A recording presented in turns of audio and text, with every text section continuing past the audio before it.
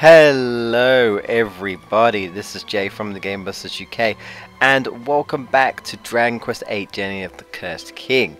So we're doing something different today. Once again, I must have lost my footage or something, so this is all post commentary. So if it does seem weird that I'm doing this, I'm not really, I don't know, saying something, you know, probably because I'm spending too much time talking. It's mainly just because, well, it's post commentary, so I'm just trying to work out what I was doing. Like here, I think I'm just showing off, like, I guess the levels that we are at, which I don't think were much different than the last part. Hero's level 13, Yanga's 14, Jessica is 11. We're just sort of about to head to the new area. It's actually going to be the next part, which is also going to be post-commentary, because I did this in a bulk, so it's like, well, not a huge bulk, but like, this was a 40-minute video, so I'm splitting it up into about 20 to 25 minutes long. So I'm doing that instead. So you'll get more post-commentary tomorrow. Unfortunately, not really too much to edit, because I kind of want to show off everything as I go. I think I also show like the attributes and stats for the characters and what they've learned. I also made some stuff in the alchemy part because we've just got to the alchemy part in the last episode. So before I get into any more, be sure to subscribe, guys, if you are new, and like the video because it really does help. It really just shows your support because I love this game. As I've mentioned, and I'll probably continue to mention, I really do. I really enjoy this game, and I did hear a lot of people do like this as their favourite Dragon Quest, and I also hear that some people feels like it's a bit redundant, and people are just, I guess, stereotypical because it seems like everyone wants to like Dragon Quest. But the truth of the matter is, it's just the first one I was introduced because we didn't have any other Dragon Quest game in Europe at the time. You know, and it was literally just that one random blockbuster, you know, rent out, trying something new, and I never looked back. And I just enjoyed it, just everything, you know, I just enjoyed pretty much everything in the game. You know, so much positives that I liked. So, you know, obviously there's some things here and there. No game is perfect. No game is perfect, you know. But yeah, I'm just showing off the stats on the different abilities. Like, you can clearly tell that Yanga's is the strongest and Jessica is the weakest in terms of strength, but she has like the best magic and I think the best wisdom. I think she has the best wisdom. And Hero is just like balanced, overall balanced, so he's just got good balanced stats. But Yanga's is, we know he's like the tank. He's the tank, and he's got his own ability. So is the Hero, so is Jessica, so is all the party members. Like, Jessica's got sex appeal, as I was mentioning, and Yanga's has got humanity, which humanity is kind of weird. The best way I could describe it is kind of like friendship. It kind of, I guess humanity does kind of make sense, but like, how can I explain it? Well, it's like friendship. It's like a friendship thing where he'll get moves basing on helping his friends, essentially, supporting them, and that's kind of like what it says when you level up. It's like, oh hey, Yanga's is like wanting to help his friends, and you know, shows that he can be a reliable friend and help out and stuff. So he'll like learn heal. Notice that Yanga's pretty much has like no MB, so he not recommended as a healer, that's for sure. So I don't really go for courage that much. Jessica, as you'd probably think, her sex appeal. Although it's implied, it's like, oh hey, Jessica doesn't know how sexy she is, but if you up her sex appeal, then she'd be all like, yeah, Jessica's now starting to realize how sexy she can be, and it's like, yeah, others around her are starting to realize she is sexy, including monsters. And yes, monsters can be just randomly infatuated by her. There'll be like hearts around, and they'll be like, this monster is infatuated by Jessica. And that's basically like being immobilized for a turn. So, yeah. And yes, there are also moves where you can actually literally immobilize them by making them be infatuated to her. So, yes, and I will be getting the most obvious one, I believe, because if anyone's played Dragon Quest or heard about it, you'll probably know what I'm talking about. So I'll be getting that just to show that off.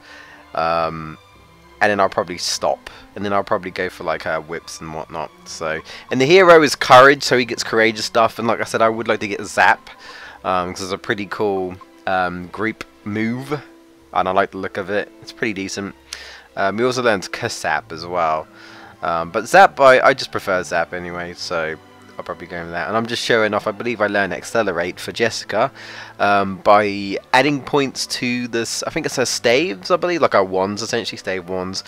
I pretty much wouldn't do anything else with it.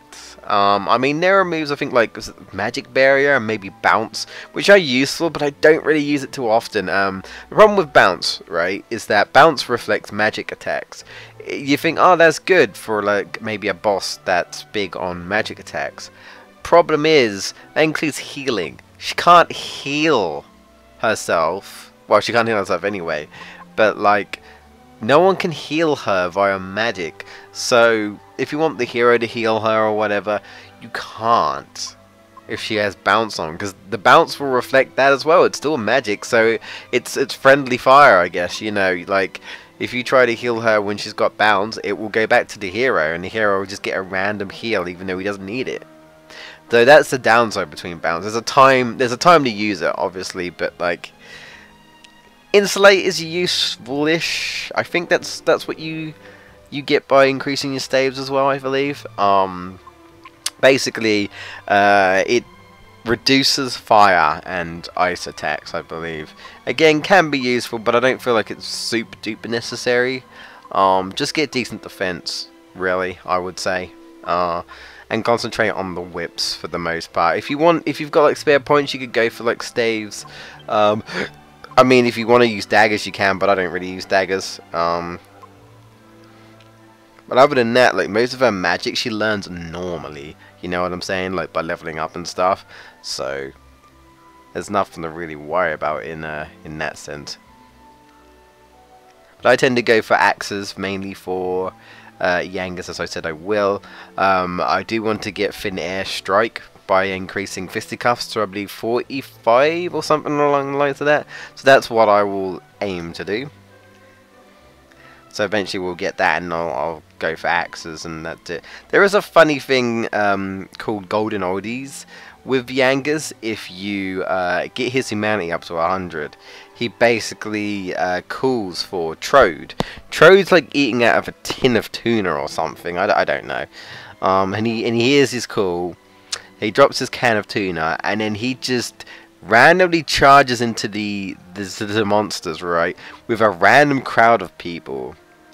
And then he falls over and he gets up again and he runs off. It's so random and weird. It's like nothing, I would say it's nothing spectacular, really. It looks funny, but like, honestly, Thin Air is probably better, and you only have to get up to like 40 or so. It's just kind of there, really. It's just like, hey, look, Yangas is calling King Trode for help. Like, of all people. And, you know, King Trode just, yeah, comes and helps. It's kind of funny. It's like, alright, this is the thing. But I, you know, other than just, like, it being there because it's funny, don't really see much point of it. It just attacks all enemies, really. I think if you're only fighting one enemy, it will like hit them like 5 times. Like they'll get 5 hits from the crowd. So I mean, there's that as like a multi-hit move, you know. It's just like, I don't think it's personally worth all them points, max points essentially. And like I said, the more you level up, or at least I think I've said at this point, the more you level up with your skill points, the less points you get. It's impossible, as far as I know, to max out your, like, all of your points. I've never gotten to level 100 or level 99, which is probably the cap. It's normally the caps. I think the highest I've gotten up to is like level 75, and I was only getting like 2 to 1 points, which is nothing. You know, it's barely anything. And at the point you are, most of your points are probably to the point where you need at least 7 or 8 points, or maybe 10 points more to actually, you know, get a new ability for that ability. You know, so essentially you're like, well, you know, am I even gonna be able to do it? So there's also managing your skills. And I will just say there are some items that you do get. They're rare, but you can get them. I think you can also get them for, I want to say there is a monster or monsters that does drop them, but it's much later on. So you could try your luck with getting them to drop it, but I don't think there's nothing that can increase drop rate. You can only get like that steel sickle, which has a chance of stealing an item. But I tend to use that at the end if I really want to go like hunting for items from enemies, getting item drops and stuff. So now we're back at Farbury, and now that I think about it, I don't know why I didn't do this before. We came back here to go to show off the treasure chest in that one area and to go to that little hut. But there's still treasures here. I don't understand why I didn't just get the treasures here. I don't know what I was thinking. I don't know. But we have nose for treasure for Yangus now, right? And he can detect the amount of treasures that are left. And so we come back, there's some treasures here. We totally forgot about this because now we have the Thieves' Key. We can unlock some treasure chests, right? As I mentioned, not all treasure chests though, just some.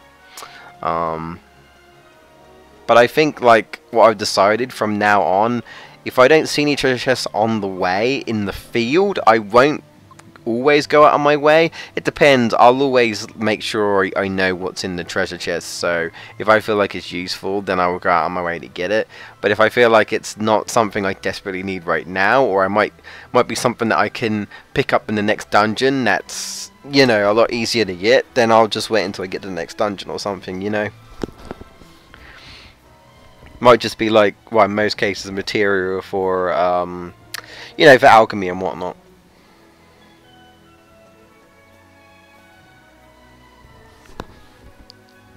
So right now I think I'm just searching to see where the rest of the treasure is, I should say, because it's treasures. Like, it's not just treasure chests. It's anything. It's what you break in vases, what you find in sacks. And that's pretty much it. The main thing is just vases and barrels, things like that, and the occasional sack or two. Now apparently I missed some in Caldarash's house. Right behind his daughter, Valentina. I got 7 gold. I took her pocket money. Feels bad, man. And I took some medicine. I'm sorry. Oh, more pocket money. Okay, just hiding that. I don't know. She was saving up. I'm sorry. Don't mind me.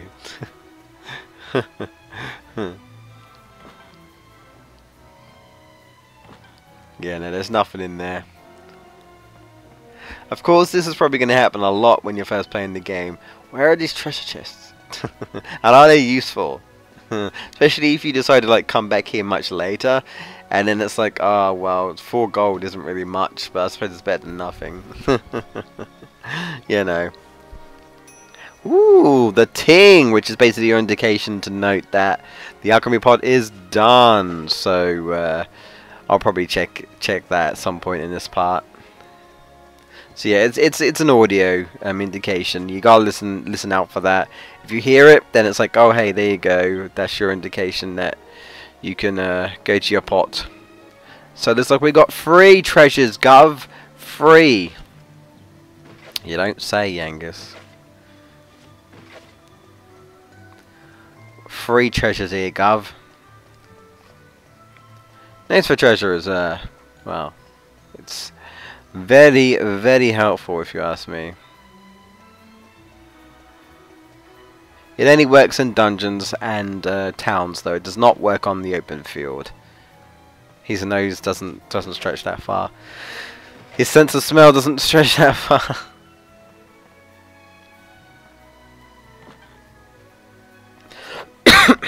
Oh, excuse me.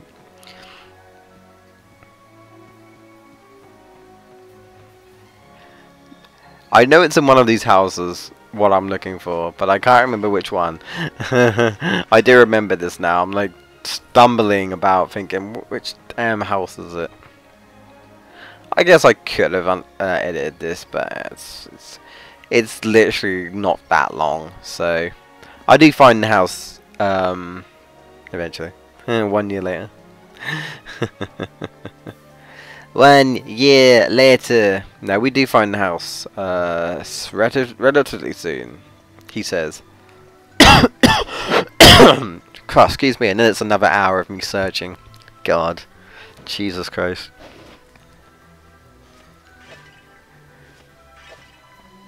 I don't think it's this house over.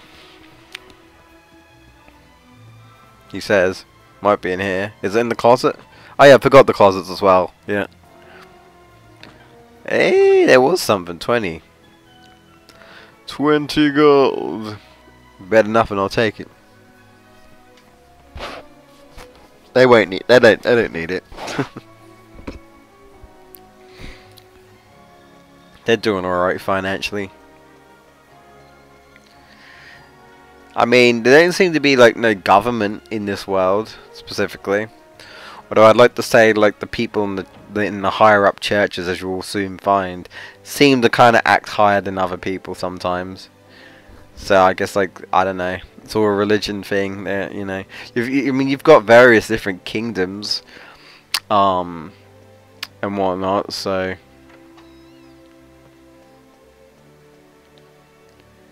What does the kingdom take? I don't know. Mini medal! They'll come into play. They'll come into play. Not for a good while yet, but they're basically to tell you what, you know, the brief use of them. They're an exchange. You have to exchange them. You can exchange them. You don't have to, but I mean, if you've got any on the, and you might as well on the way. But like when we can eventually go to this island, you can exchange them, and you get specific items that you only get by exchanging them. So if there's anything you fancy, better get collecting on them medals. That's for sure. And yep, I will be attempting to get all of them. So I think there's about 100 plus. So quite a lot. I need to raid everything. Make sure to raid everything. Nothing gets unturned. I'm going to pick up every barrel. I'm going to break every barrel. We're going to raid every closet. Every single one. We're going to have to pardon the ladies if we see anything we shouldn't see. But it's got to be done. There's treasures waiting. Huh?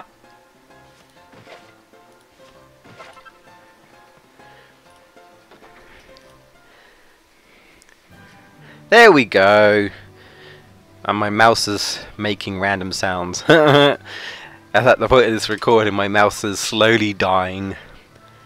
Literally make a ringtone out of it. Diddle-oo, diddle-oo, diddle-oo, diddle-oo, diddle-oo, diddle-oo. I think we're done anyway. Stop my shenanigans. I think we're warping back to Pelican Key, and in the next episode we'll make our way to the next destination, which is Maella Abbey, which yes, we will get to meet our new party member, but we won't get to recruit him naturally until we're finished with that story. We'll get to meet him. Yes, so spoiler alert, if you've not played this game, it is another dude, and it is the last guy as well. So yeah, essentially it will be 3 guys, 1 girl. Ho ho! That could be a thing. No. But so alchemy is always fun. I would always recommend doing it if you can, if you've got a chance. Even if you're just like you got nothing particular to do, bunging in some herbs and you can sell them and make a profit. Really useful. I'm actually making some now, so. Alright guys, so I'm going to end it there. Thank you so much for watching. Be sure to subscribe if you haven't done already. Of course, if you already are, then please stick with us. And yeah, like the video if you enjoyed. Any comments you want to leave me, leave them below and I'll get back to you soon. Thank you so much. Take care. Catch you next time.